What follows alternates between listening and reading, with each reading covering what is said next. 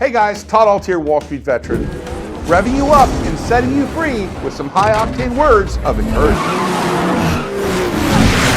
I've been doing some mentoring with some young entrepreneurs lately, and one of the most frequent questions I hear is, when is the right time to start my business? Well, I'm here to tell you, if you're waiting for the right time, I could hang up the phone, take a 20-year vacation, come home, learn a new language, call you back, and you still be waiting for the right time. I know what you're thinking. Yeah, but what about the economy?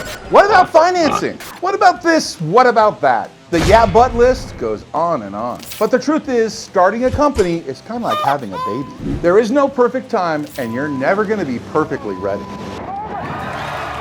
The truth is, when you start a business, any business, there'll be things you instinctively know and things you need to learn. There'll be things you need advice on and things you'll want to do your own way. Just like having a baby or being a parent. Conway, founder of Angel Investors, agrees. He said any time is a good time to start a company. So stop holding yourself back because you're waiting for the perfect time. Take it from a guy who's given birth to a few companies. If you have a dream, the perfect time to go for it is now, right now. I've given you gold. Now run with it.